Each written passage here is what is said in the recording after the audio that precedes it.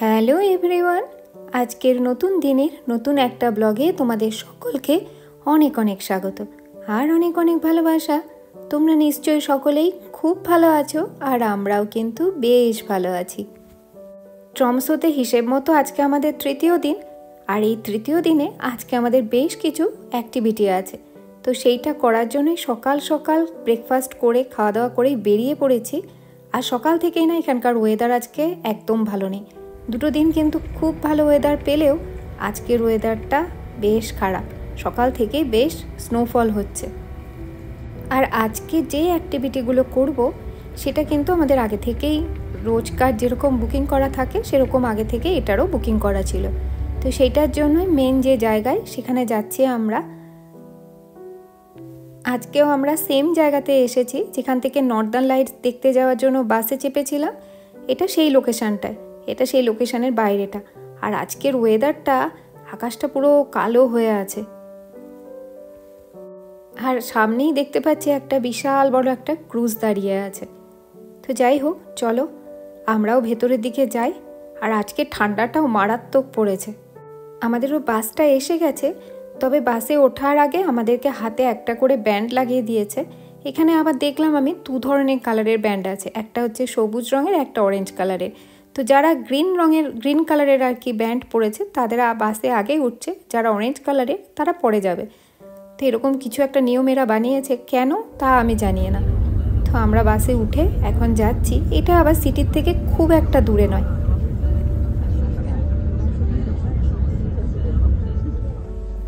আমরা আমাদের লোকেশানে পৌঁছে গেছি।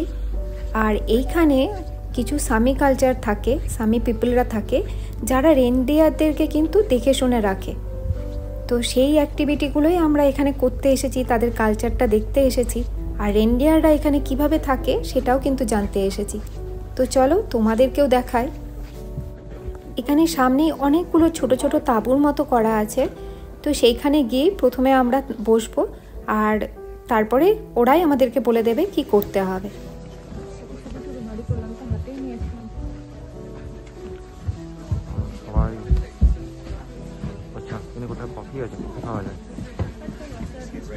They are waiting for the breakfast, so they can be a little bit pushy in the morning. So when we are feeding the reindeers, please hold the bucket like this, because the reindeers, they have antlers. ফার্স্টেই আমরা রেনডিয়ারদেরকে খাওয়াবো। তো রেনডিয়ারদেরকে খাওয়ানোর সময় আমাদের কী কী precaution নিতে হবে সেটাই উনি আমাদেরকে বুঝিয়ে বলছেন। বাকেটটাকে কিভাবে ধরবো, যেহেতু ওদের বড় বড় হর্ন থাকে, তো সেই জন্য চোখটাকে যাতে সামলে রাখতে পারি সেইগুলোই উনি বুঝিয়ে দিলেন। আর এখানে দেখতে পাচ্ছি আমি প্রচুর রেনডিয়ার। আর এখন বাইরে কিন্তু প্রচুর স্নোফল হচ্ছে। একসাথে এতগুলো রেনডিয়ার দেখে প্রথমেই না ভয় পেয়ে গেছিলাম।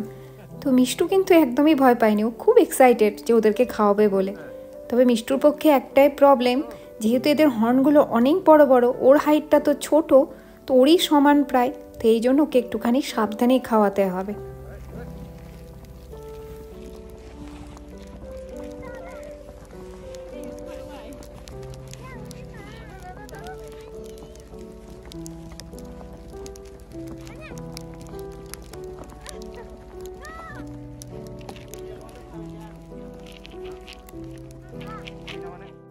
প্রথম দিকটাতে রেনডিয়ারগুলোকে খাওয়াতে বেশ ভয় লাগছিল। আস্তে আস্তে খাওয়াতে খাওয়াতে এখন কিন্তু খুব মজা লাগছে। আর এরা না কিচ্ছু করে না, ভীষণ ফ্রেন্ডলি। তবে ওই এদের যেহেতু এত বড় বড় শিং, তো সেই কারণে দুটো তিনটে যখন একসাথে চলে আসছে, একে অপরের সাথে শিংয়ের সাথে গুঁতোগুতি করছে।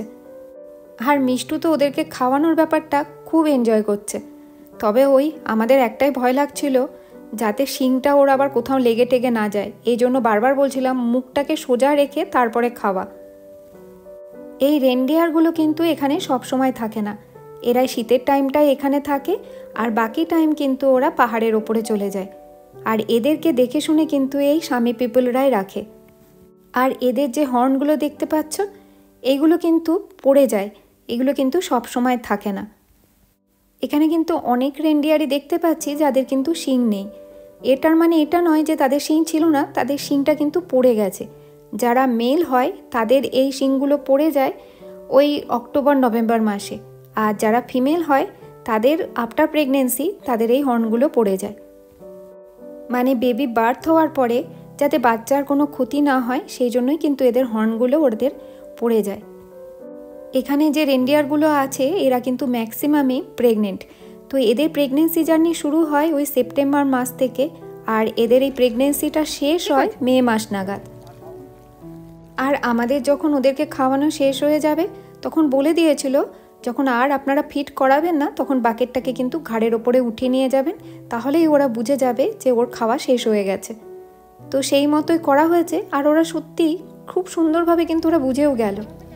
তো আমাদের রেনডিয়ারদের মোটামুটি খাওয়ানো হয়ে গেছে। এখন আবার ওই ক্যাম্পটাতে গিয়ে কিছুক্ষণ বসবো, তারপর আবার নেক্সট অ্যাক্টিভিটি আছে। আর আজকে সকাল সকাল ওদেরকে খাওয়ানোর পরে মনটা ভীষণ ভালো লাগছে। ওরা এখনও মিষ্টুর পেছন পেছনে আসছে। মিষ্টু বলছে আর একটু খাবার থাকলে আমি আর একটুখানি খাওয়াতাম। এখন আবার আমরা এই ক্যাম্পটাতে ফিরে এসেছি, আর এখানে এসে একটু হট চকলেট আর একটু আগুনের কাছে বসে শরীরটাকে একটুখানি গরম করে নিই, তারপরে আবার যাব নেক্সট অ্যাক্টিভিটির জন্য।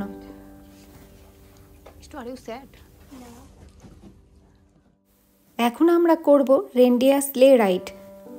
তো সেটার জন্য এখন যাচ্ছি। তো এখন এই অ্যাক্টিভিটিটা আমরা করব।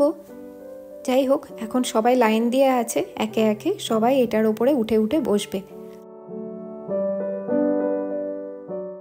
আর এটাতে উঠে বসে আমার একটাই মনে হচ্ছে ক্রিসমাসের সময় যেমন সান্তা স্লেই রাইড করে আসে, ঠিক আমরাও যেন সেরকমই যাচ্ছি। এতে কত কষ্ট পাবো, তো সত্যি ওদের প্রচুর কষ্ট, আমরা এনজয় করি সত্যি।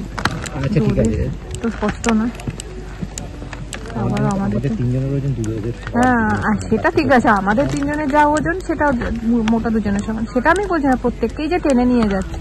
তবে এইগুলোতে চেপে সত্যি আমরা হয়তো এনজয় করি, কিন্তু এদেরকে কষ্ট দিয়ে যে এনজয়মেন্টটা হয় সেটা কিন্তু কোথাও না কোথাও গিয়ে মনটা খারাপ করে দেয়, যে আমাদেরকে টানতে সত্যি এদের কত কষ্ট হচ্ছে।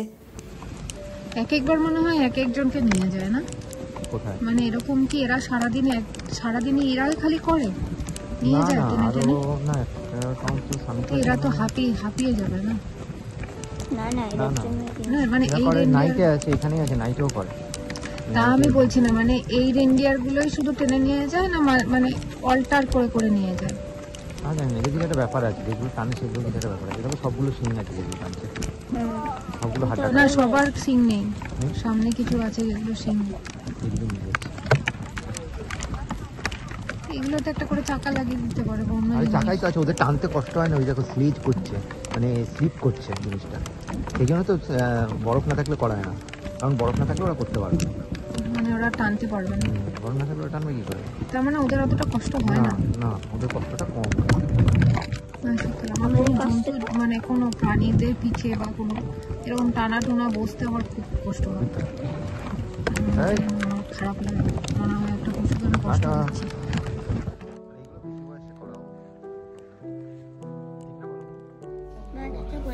আমাদের কমপ্লিট হয়ে গেছে, এখন এসে গেছি আবার ক্যাম্পটার ভেতরে।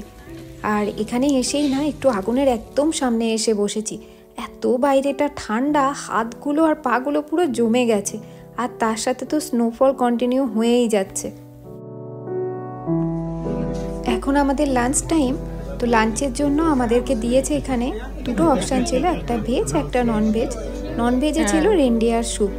তো সেটা খাবো নাকি প্রথমে ভাবছিলাম, তো ওরা বললো যে এখানে যে রেনডিয়ারগুলো থাকে এগুলো কিন্তু এখানকার না। তো তারপরেই ডিসাইড করলাম যে ঠিক আছে চলো নতুন একটা জিনিস খেয়ে ট্রাই করি। রেনডিয়ারে যে স্যুপটা বানিয়েছে সেটা কিন্তু বেশ সুন্দর বানিয়েছে, দারুণ টেস্টি হয়েছে।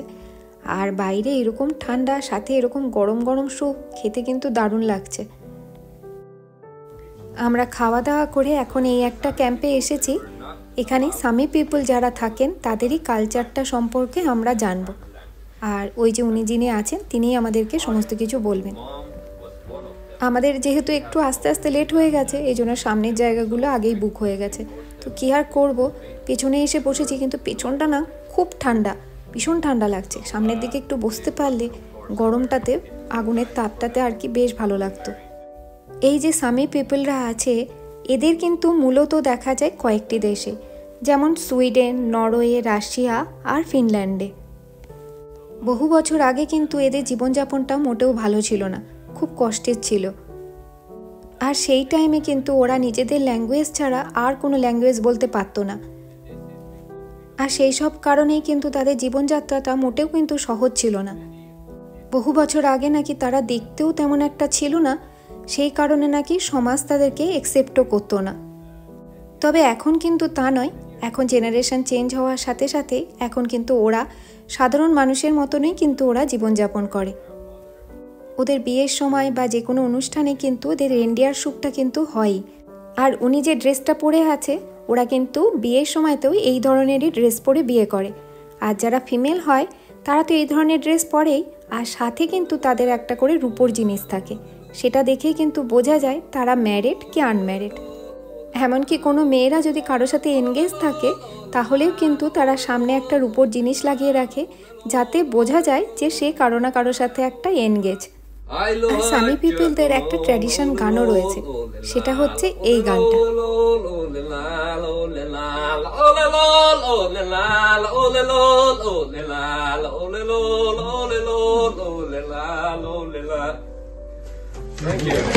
যার কাছ থেকে আমরা এত সুন্দর একটা গান শুনলাম আর এই সামি কালচার সম্পর্কে জানতে পারলাম, তিনি কিন্তু এখানে এটা পার্ট টাইম জব করে, তার ফ্রেন্ডকে হেল্প করার জন্যই তিনি এটা করছেন।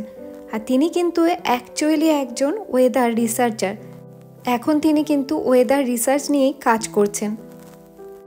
আজকে কিন্তু আমরা রেনডিয়ারদের সম্পর্কে আর সামি কালচার নিয়ে অনেক কিছু জানতে পারলাম। দিনটা কিন্তু আজকে সত্যি খুব ভালো গেল। এখন আমাদের ফিরে যাওয়ার পালা। আর দেখো, ফিরে যাওয়ার সময়তে কি সুন্দর একটা রোদ দিয়ে দিল। এখানে আর একটা জিনিস জানতে পারলাম, রেনডিয়ারদের যে বাচ্চাগুলো হয় তাদের কিন্তু সব বাচ্চাগুলো বেঁচে থাকে না। 60% রেনডিয়ারদের বাচ্চাগুলোকেই নাকি খেয়ে নেয়। কারা খেয়ে নেয় বলো তো? এই যে ঈগল পাখি যেগুলো থাকে তারাই নাকি রেনডিয়ারদের বাচ্চাগুলোকে খেয়ে নেয়। রেনডিয়াররা যখন খাবার সংগ্রহ করতে কোথাও না কোথাও চলে যায়, তখন এই ঈগলরা এসে এদের বাচ্চাগুলোকে খেয়ে নেয়। আর এই সামি পিপলরাই কিন্তু এই রেনডিয়ারদেরকে সব সময় আগলে আগলে রাখে। এই রেনডিয়ারদেরকে কিন্তু মানুষজন কিচ্ছু করতে পারে না। যদি কারো বাড়িতে বা কারো বাগানে চলে যায় রেনডিয়াররা, তারা কিন্তু তাদেরকে তাড়িয়ে দিতে পারবে না। তারা যদি কিছু খায় তবে সেই খাবারটা কিন্তু তাদের খেতে দিতে হবে। রেনডিয়ারদের এই সমস্ত রকমের সেবা কিন্তু এই সামি পিপলরাই করে থাকে। তো আজকে এর মাধ্যমে কিন্তু আমরা অনেক কিছু জানতে পারলাম আর অনেক স্মৃতি নিয়ে চললাম এবার বাড়ির দিকে। প্রতিবার মিষ্টু আর আমি একসাথে বসি, যে কারণে মিষ্টু প্রত্যেকবারই উইন্ডো সিটে বসে। এইবার মিষ্টুর বাবার সাথে বসেছে আর এই জন্য আমি উইন্ডো সিটটা পেয়ে গেছি। আর এবার আমি উইন্ডো সিটে বসে বাইরের এই সুন্দর দৃশ্য দেখতে দেখতে যাচ্ছি। বাস থেকে নেমে গেছি আর বাস থেকে নেমেই ভাবলাম এই সুন্দর জায়গাটা কিন্তু আমাদের ঘোরাই হয়নি, চলো এই জায়গাটা আজকে একটুখানি ঘুরে নিই, চারিদিকে সুন্দর করে ক্যামেরা বন্দি করে রাখি। কালকে তো আবার আমাদের ফিরে যাওয়ার দিন, শেষ হয়ে গেল আমাদেরও ঘোরা, তাই আজকের দিনটা একটুখানি ভালো করে ঘুরে নিই। আর কিছু শপিং আছে সেগুলোও করে নেব, তারপরে বাড়ি যাব।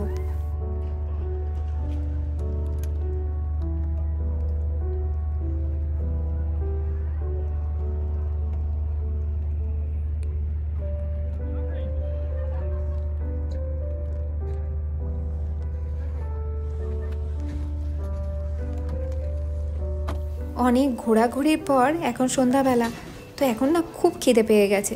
তো সামনেই দেখলাম এখানে একটা বার্গার কিং আছে, তো সেটাতেই ঢুকে পড়লাম।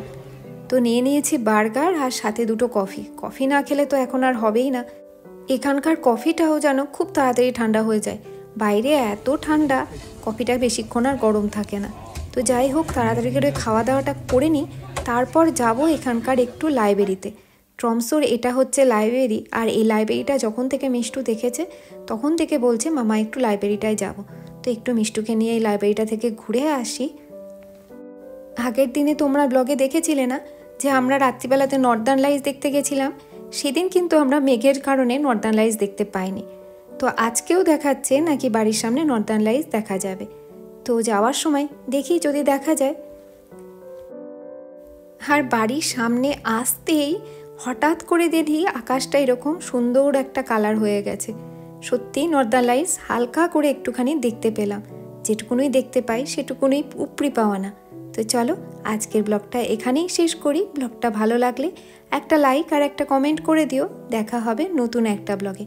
ততক্ষণের জন্য বাই বাই।